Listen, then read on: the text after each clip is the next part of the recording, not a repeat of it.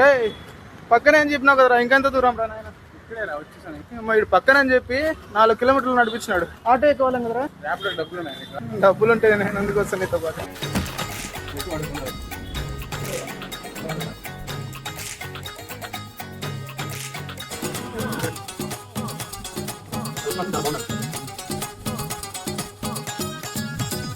చెప్పండి మేడం. చెప్పండి మేడం. మరి నా పని అంటారా? ఆయన టీ షాప్ పెట్టుకుంటా. 1,00,000 మిగులుతుంది అంటే సంవత్సరానికి 12 లక్షలు ట్యాక్స్ ఫ్రీ. ఐడియా బాగుంది బ్రో. చాక్లెట్లు, బిస్కెట్లు, సిగరెట్లు కూడా అమ్ముకోవచ్చు నేను. డబ్బింగ్ అయితే అయిపోయింది భయ్యా. అంత దూరం నడిచినా అని బాధపడినా కానీ ఆడికి వెళ్ళినాక నాకు ఒకటి ఇచ్చారు, అందుకు నేను కొంచెం సాటిస్ఫైడ్ అయ్యా. ఇంకా కట్టడానికి దగ్గర పెడతాను ఉంటారు. నా బాధపడుతున్నాను.